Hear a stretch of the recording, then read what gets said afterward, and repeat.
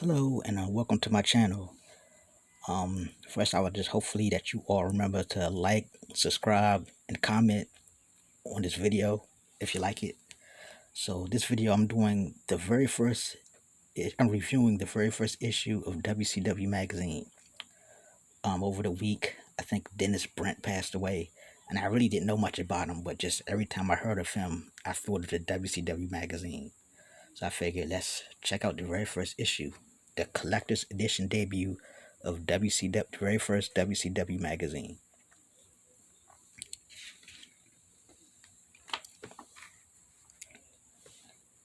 Okay, you got your table of contents.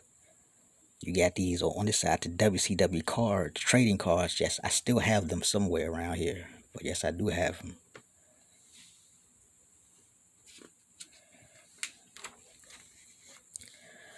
Editor's note from Greg Peters.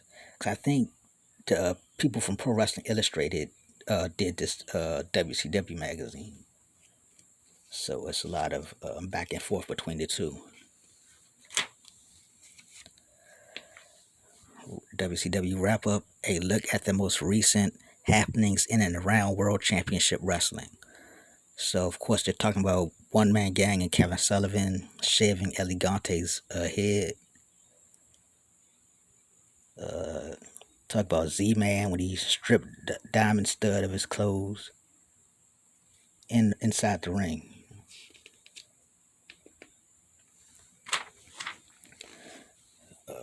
Fan Jam.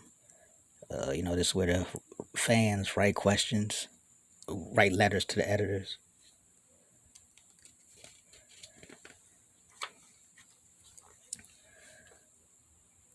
Front row ringside, the story behind the cover of the magazine.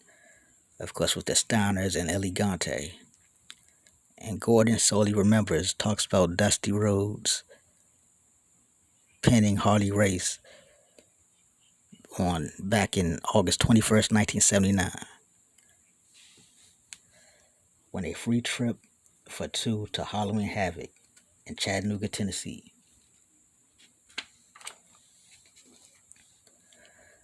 More from front row ringside.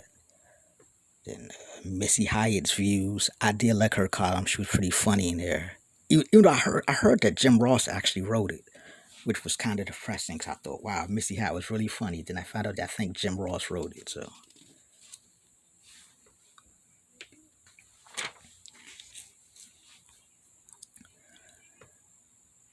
just a bunch of pictures of Ricky Morton and Terrence Taylor, Scott Steiner, Johnny B. Bad, and a Diamond Exchange. Who am I? Obviously, that's Lex Luger. And Superstar Stat Pack with Arn Anderson.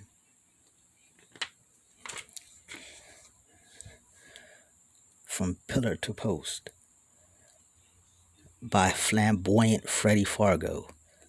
I never seen him, but I remember I've read his, some of his stuff. I know he was doing some stuff in Pro Wrestling Illustrated too, at least as far as writing the arena reports.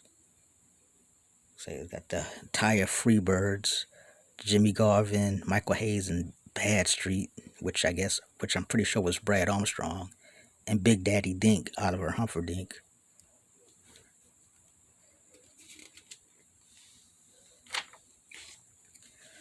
Broadcast News, The Ross Report, and Tony Schiavone Talks. And it's funny, they both still doing it now in AEW.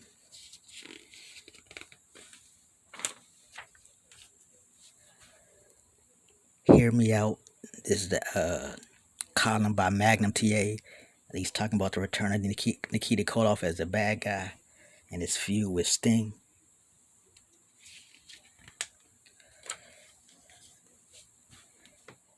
Championship Challenge, crossword puzzle, and then that WCW game, World Championship Wrestling, with the Road Warriors on the cover, who have long been gone by WCW since this time. Spotlight, Arn Anderson and Barry Windham versus the Young Pistols, formerly known as the Southern Boys.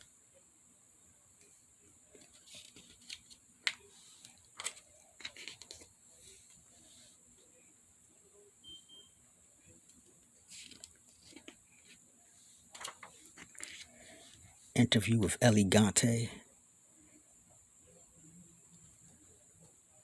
I enjoy being known as the biggest man in wrestling. Yeah, I actually did like Elegante, but he just didn't have it. Like a lot, it was Andre the Giant was the guy, and then everybody there was a bunch of imposters, and they never can fill his shoes. Even today, with almost who I do like, and then that Satnam Singh, big guys, but that's about it. Your star by star guide to a galaxy of WCW newcomers. Of course, you got Johnny B. Bad,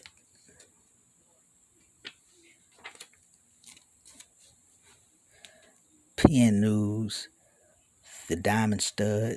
He turned out pretty good. Bad Street, Oz also turned out pretty good. And the Hardliners, Dick Murdoch and Dick Slater.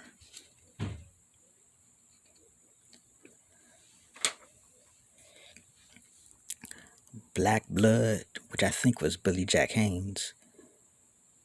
Stunning Steve Austin with Lady Blossom. Yeah, that guy turned out pretty good. The Desperados. Oh, Black Bart, Dutch Mantel, and Dead-Eye Dick. So, the Yellow Dog and Bill Kazmaier. Some of these guys became stars, and some of them did not. The many faces of Sting. Just Sting with different face paint on.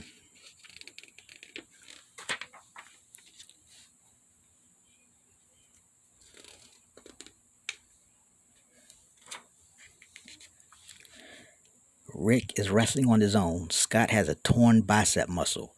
Wrestling's most awesome tag team is looking ahead to some tough times. It's no wonder that everyone's gunning for the Steiners.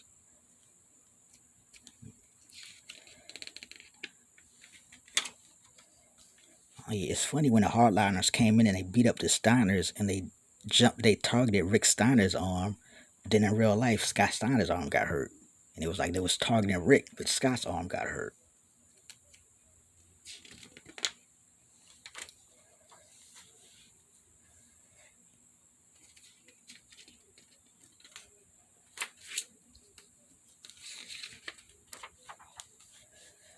Beautiful body gets Beautiful Bobby gets nailed. A new TV champion is crowned. Stunning Steve claws his way to the top. Yeah, as soon as Steve Austin came in, pretty much right away he won the title, the television title. So just the beginning of the rise of Steve Austin.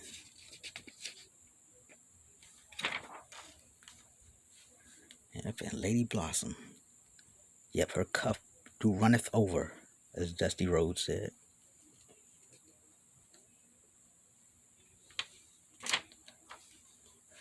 The Third Degree with Richard Morton, talking to him why he joined the York Foundation and turned his back on Robert Gibson.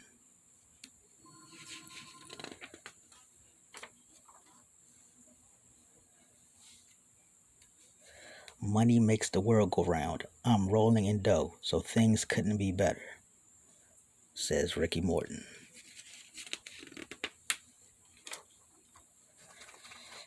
Out and about, a day off with Missy Hyde and Jason Hervey. Yeah, man, Missy Hyde was a smoke show back in the day.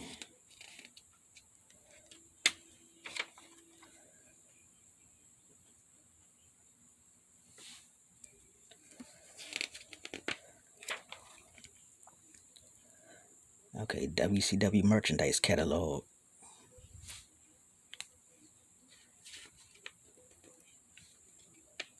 I wish I could have got that Bad Street USA t-shirt.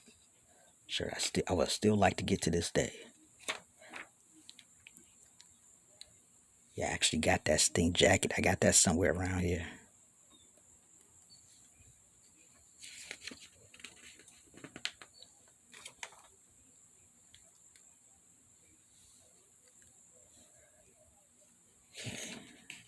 Some DVD, VHS, I guess not DVDs, but VHS tapes. But with the WCW network, I got all this stuff, so. The Danger Zone, which is Paul Lee Dangerously, aka Paul Heyman's column. His column was pretty good too.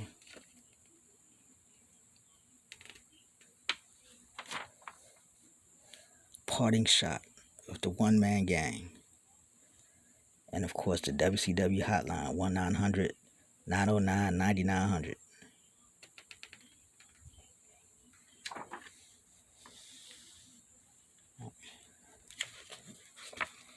And that was a review of the first WCW magazine. So, thank you for watching. Remember, like, comment, and subscribe. Thank you, and see you next time.